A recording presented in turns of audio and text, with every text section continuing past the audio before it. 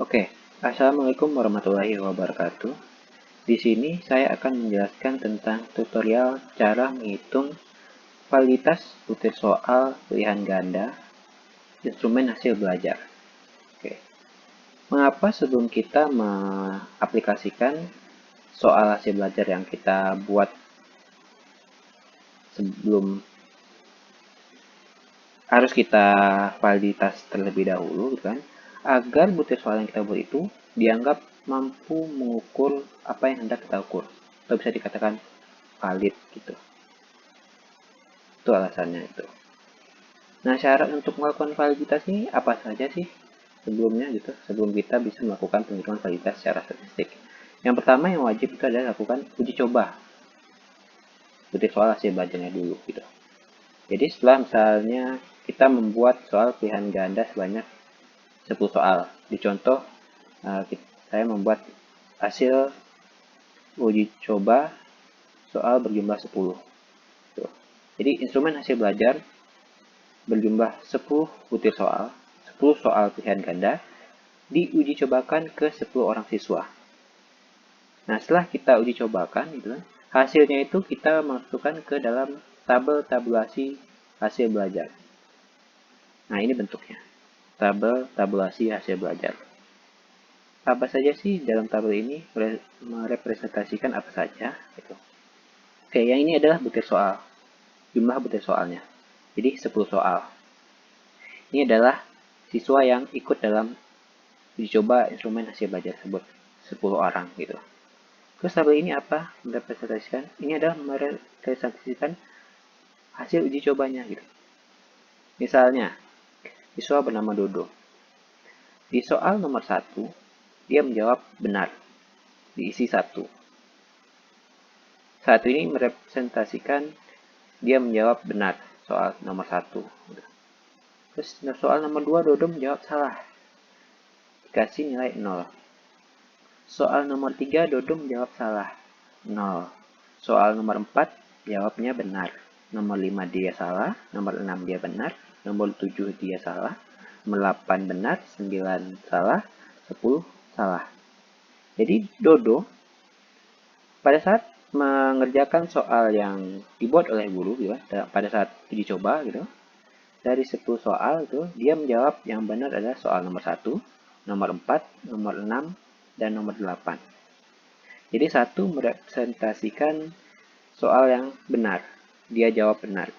0 merepresentasikan soal yang dia jawab salah. Itu Dodo. Kemudian Bayu. Bayu dalam menjawab soal nomor 1 dia benar. Soal nomor 2 dia salah. Soal nomor 3 salah. 4 sampai nomor 6 dia sampai nomor 7 dia salah. Nomor 8 dia benar, 9 benar, nomor 10 dia salah. Begitu seterusnya sampai siswa ke 10. Tuh. Jadi ini tabel ini merepresentasikan hasil uji coba per siswa gitu.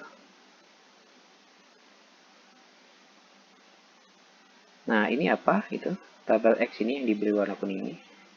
X adalah akumulasi dari total keseluruhan misalnya soal nomor 1 dari 10 orang siswa yang menjawab soal nomor 1 itu benar ada berapa. Ini merepresentasikan tabel ini berapa banyak siswa menjawab benar dan salah soal nomor 1. Oke, dari 10 orang siswa ternyata yang menjawab soal nomor 1 yang benar 7 orang. X-nya berarti 7 orang. Di sini. Ini X untuk soal nomor 1. Untuk soal nomor 2, dari 10 orang siswa yang menjawab benar ternyata hanya 4 orang. Nah, 4 orang. Cara mudahnya mengisi X ini tinggal jumlahkan saja. Ini. Kalau di Excel tinggal sama dengan sum tabel ini sampai ke bawah 7. Berikutnya sampai ke soal nomor 10. Berarti pada soal nomor 10, dari 10 orang siswa yang menjawab benar adalah 4 orang. Gitu. Jadi ini X ini merepresentasikan total keseluruhan siswa yang menjawab soal nomor sekian benar. Gitu. Di nomor 1, dari 10 orang siswa yang menjawab benar 7 orang. soal nomor 2 dari 10 orang siswa yang menjawab benar adalah 4 orang. Terusnya sampai dari nomor 10. Di soal nomor 10 yang menjawab benar dari 10 orang siswa 4 orang. Y ini apa? Kan? Y ini adalah hasil penjumlahan tabel ini. Tuh. Dodo ternyata dari 10 soal dia menjawab benar 4 soal. Gitu. Bayu dari 10 soal dia menjawab benar 3 soal. Benar nomor 1, nomor 8, dan nomor 9. Jadi Y ini nilai akhir. Nilai akhir per siswa. Gitu. Sampai ke nomor AD. Menjawab dari 10 soal, dia menjawab benar nomor 6. Jadi bedanya X dan Y adalah, ini adalah per soal.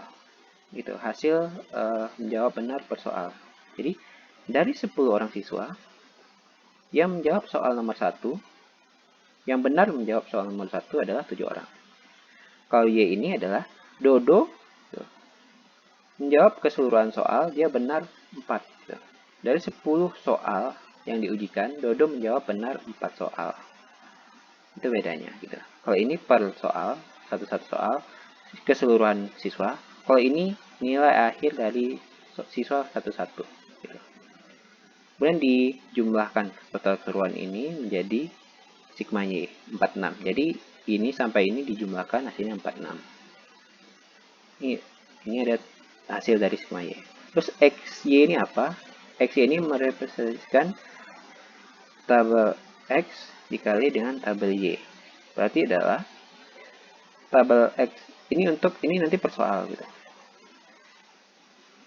Jadi ini X kali Y berarti kan 4 dikali 1. Jadi tabel ini dikalikan tabel ini. 4 kali 1 sama dengan 4. 3 kali 1 sama dengan 3. 3 kali 0. 3 kali 0 sama dengan 0.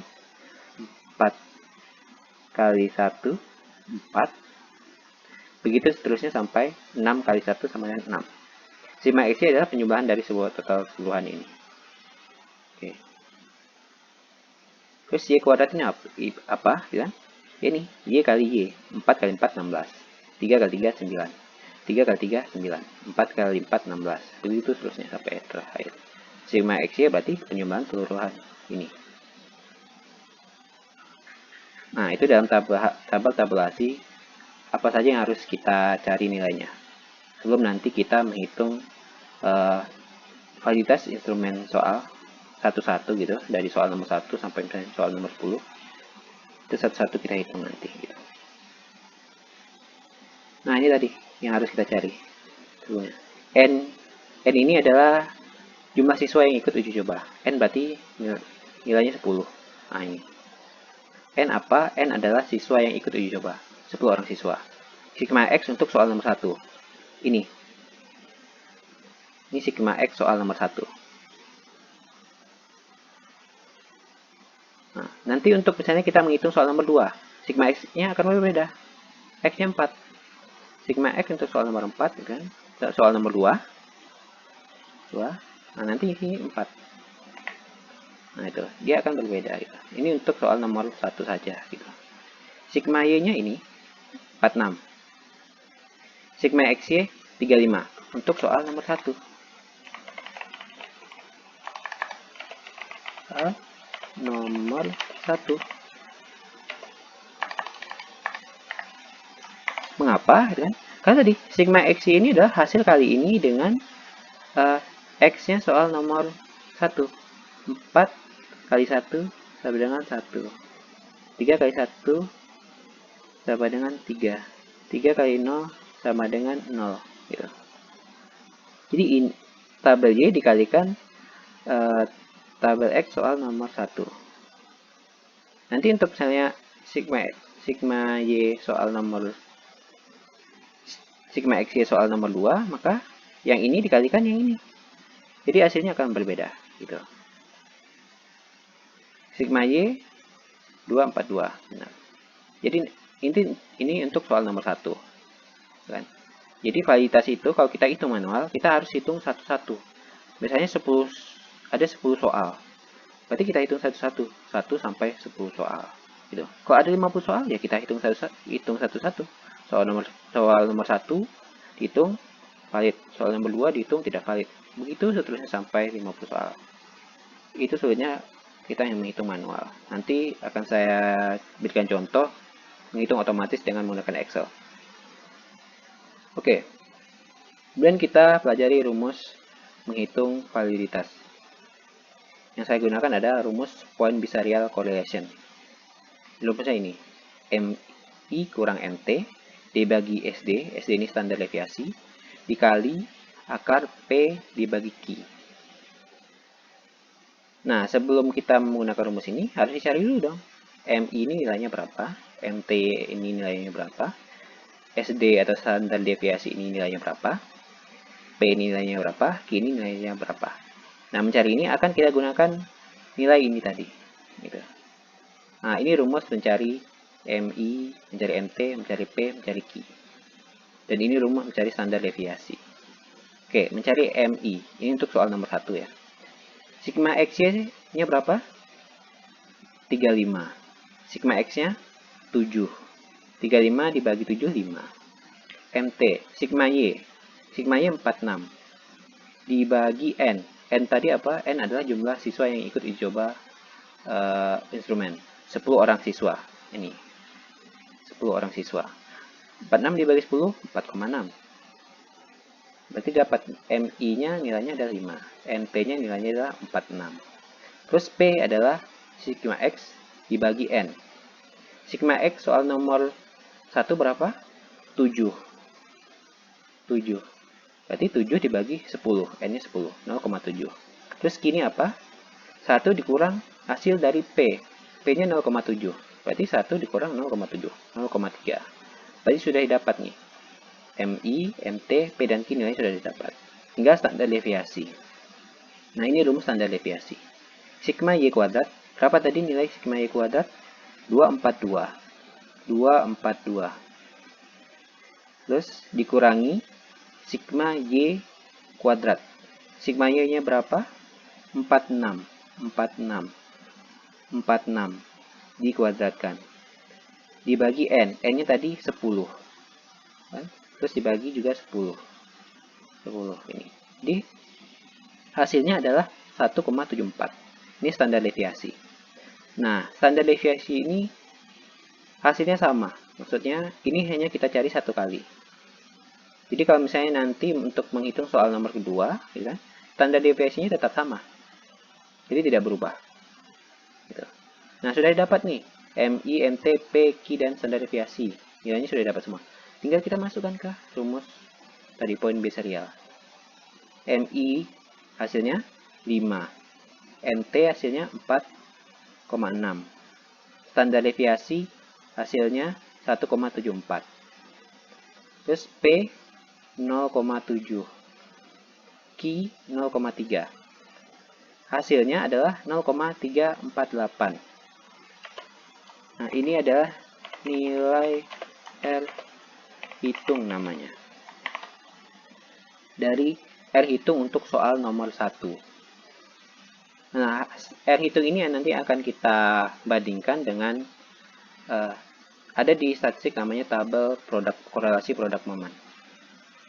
Akan kita bandingkan dengan tabel itu untuk mencari tahu apakah soal nomor 1 ini valid atau tidak, gitu. Nah, seperti ini. Untuk menentukan apakah soal nomor 1 yang kita dapatkan nilai R hitungnya itu sebesar 3,48 dapat dikatakan valid atau tidak. Nah, kita akan harus cari tahu nilai R tabel untuk N10. N10 ini tadi merepresentasikan 10 orang siswa yang ikut dalam uji coba prestasi belajar. Nah, ini tabelnya. Tabel statistiknya. N10. Caranya adalah, nah ini. Lihat N10. Cari yang 5%. 0,632. Jadi, R tabel gitu, untuk N10 adalah 0,32. Nah, kita bandingkan dengan tadi R hitung yang kita dapatkan. Ternyata R hitung untuk soal nomor 1 0,348. Lebih kecil dari R tabel N untuk N10. 4,632. Maka disimpulkan bahwa soal nomor 1 dinyatakan tidak valid dan harus dibuang. Tidak bisa kita gunakan dalam kita mengujikan hasil belajar siswa, atau tidak boleh kita gunakan untuk soal ujian. Gitu. Harus kita buang. Jadi soal nomor 1 harus dibuang. Gitu. Karena tadi hasil perhitungan validitasnya dia tidak valid. Karena R hitungnya lebih kecil dari R tabel N10 gitu. Bagaimana nanti kalau misalnya yang ikut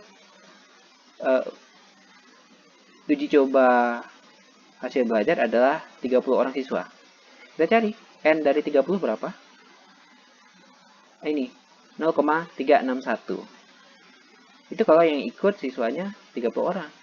Tapi karena ini dicontoh adalah yang ikut dalam tes uji coba instrumen ada 10 orang, maka N-nya adalah 0,632. R tabelnya. Nah, nilai produk komplement ini adalah baku. Karena memang sudah dari ajaran statistiknya seperti itu. Kita tinggal gunakan saja tabel ini. Gitu. Nah, tadi didapatkan untuk hasil validitas soal nomor 1. Ternyata dia tidak valid. Berarti harus dibuang. Berikutnya ke soal nomor 2. Nah, soal nomor 2 yang berbeda yang mana? Sigma X. Nah, ini soal nomor 2 sigma X-nya adalah 4. Berarti kita ganti ini jadi 4. Kemudian yang beda lagi adalah sigma XY-nya. Soal nomor 2 berapa sigma XY-nya? Nah, ingat tadi, sigma XY cara mencarinya adalah tabel ini dikalikan dengan tabel yang ini, tabel X nomor 2. Berarti Y 4 kali 0 sama dengan 0. 3 kali 0 sama dengan 0. 3 kali 1 sama dengan 3. 4 kali 1 sama dengan 4. 5 kali 1 sama dengan 5. 3 kali 0 sama dengan 0. 8 kali 0 sama dengan 0. 7 kali 1 sama dengan 7. 3 kali 0 sama dengan 0. 6 kali 0 sama dengan 0. Nah, nilainya berubah nih, nilai tabel XY-nya. Berarti sigma X-nya juga berubah. Penjumlahan total keseluruhan ini berarti hasilnya adalah berapa? 19. Nah, untuk soal nomor 2, sigma X-nya adalah 19. Nah, itu saja yang berbeda, sigma X dan sigma XY. Berarti, menghitung MI-nya berapa? Tadi, sigma XY-nya berubah. Tadi 35, sekarang 19. Sigma X-nya dari 7 berubah menjadi 4. Berarti 19 dibagi 4 sama dengan 4,75. Mencari MT-nya, sigma Y. Sigma Y ini tidak berubah. Nah, karena tadi N-nya tetap tidak berubah. Karena tadi 10 orang siswa. N adalah merepresentasikan jumlah siswa yang ikut uji coba. Tidak berubah. P-nya sigma X. Sigma X untuk soal nomor 2 adalah 4. Ganti menjadi 4. N-nya tidak berubah. Berarti ini hasilnya adalah 0,4. Berarti ini Q-nya berarti P-nya karena hasilnya 0,4. Berarti ini kita ubah menjadi 0,4. Hasilnya adalah 0,6. Nah, ini untuk soal nomor 2. Nah, standar deviasinya tidak perlu kita cari lagi karena sama semuanya gitu. Tinggal kita masukkan saja.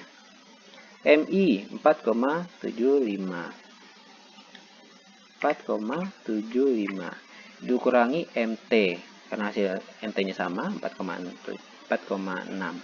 Standar deviasinya juga sama 1,74. Yang berbeda adalah P-nya 0,4.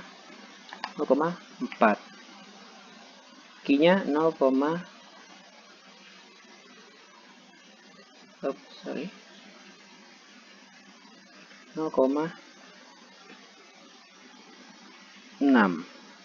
Hasilnya adalah R hitungnya adalah 0, berapa? 0,069 R hitungnya. Untuk soal nomor 2, R hitung soal nomor 2. Nah, kita bandingkan lagi dengan tadi R tabelnya. Soal nomor 2. Berapa tadi? 0,069. Nah, tadi R tabel untuk N10 adalah 0,63. Karena 0,069 lebih kecil dari 0,632, maka soal nomor 2 tidak valid juga. Karena lebih kecil. R hitungnya lebih kecil dari R tabel 0,63. Maka soal nomor 2 tidak valid juga. Nah, itulah cara menghitung validitas butir soal.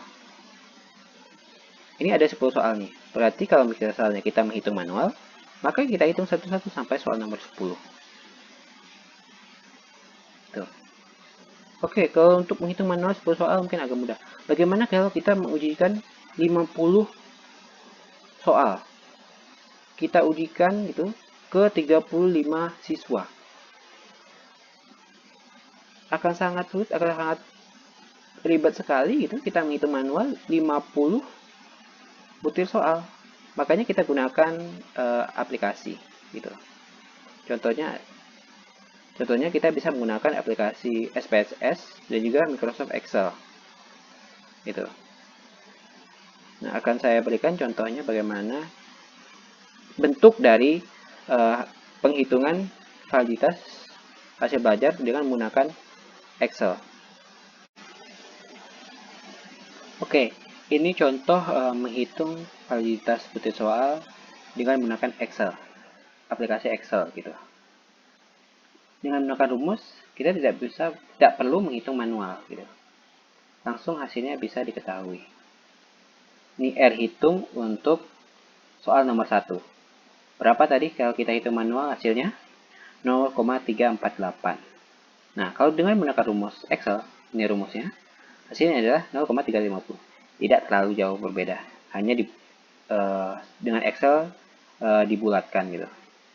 Nah, tadi R tabel untuk N10 adalah 0,632. Nah, nomor 1 tidak valid. Soal nomor 1 tidak valid gitu. Nah, enaknya dengan menggunakan Excel adalah karena dengan menggunakan rumus kita bisa otomatis mencari nilai yang lain gitu. Oke, misalnya kita tahu yang paham dengan Excel gitu kan, kita hanya cari di satu tabel saja gitu, tinggal kita tarik kan langsung keluar hasil nilai R hitung untuk soal-soal yang lain. Nomor 2 tadi kita R hitung untuk soal nomor 2 tadi kita hitung benar adalah 0,69. Dengan Excel 0,070. Tidak valid juga. Jadi tidak terlalu jauh berbeda hasilnya, sama saja gitu. Soal nomor 3 0,688 R hitungnya. R tabelnya 0,32. Berarti soal nomor 3 valid. Soal nomor 4 tidak valid. Nomor 5 tidak valid juga. Nomor 6 tidak valid juga. Nomor 7 valid. Nomor 10 valid. Berarti dari 10 soal yang kita ujikan gitu kan, yang kita hitung validitasnya, yang valid hanya berapa? Soal nomor 3, soal nomor 7, dan soal nomor 10. Berarti kesimpulannya, dari 10 soal yang kita buat, hanya soal nomor 3, soal nomor 7, dan soal nomor 10 yang bisa kita gunakan. Yang soal nomor lainnya tidak bisa kita gunakan untuk soal ujian. Untuk soal kita mengukur, menghitung hasil belajar siswa kita. Gitu. Oke, ini bentuk dari menghitung secara otomatis tadi 10 soal diujikan ke 10 orang siswa. Bagaimana dengan 50 soal, kita menguji coba 50 soal pilihan ganda yang kita buat gitu kan, ke 30-an siswa lebih. 30, 31, 35 tuh. Nah, ini bentuknya. 31 siswa.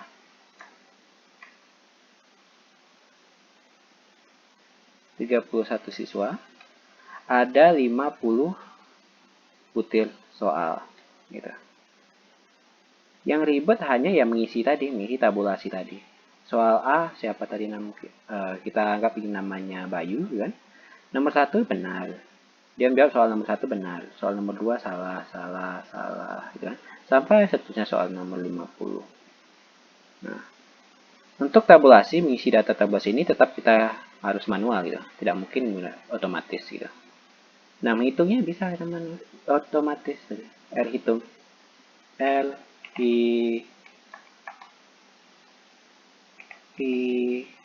hitung.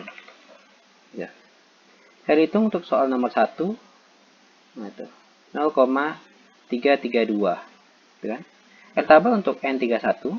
Tadi N jumlah siswa yang ikut dalam uji coba adalah 31. Berarti R tabelnya 0,355. R hitung untuk soal nomor 1 0,332. Berarti tidak valid soal nomor 1. Di drop gitu. Nah, enaknya dengan Excel kita bisa menggunakan rumus if gitu. Ya, nah ini rumus if gitu. Jadi otomatis kita tahu soal yang mana yang valid, yang mana yang harus kita drop gitu.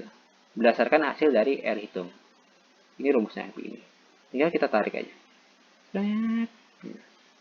Sampai ke soal nomor 50. Nah, langsung ketahuan. Yang mana yang kira-kira akan kita ambil. Dari 50 soal nomor berapa saja yang valid. Nyata soal nomor 3. Nomor 6, nomor 7, nomor 11. Kan? Nah, langsung ketemu hasilnya. Itu enaknya kita menggunakan Excel. Gitu.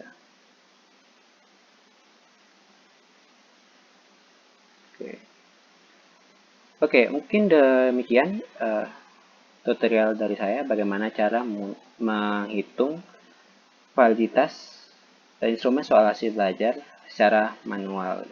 Saya harap yang menonton dapat mengerti, gitu, atau paling tidak tahu gitu bagaimana tata cara menghitung validitas instrumen butir soal. Gitu. Sekian dari saya. Wassalamualaikum warahmatullahi wabarakatuh.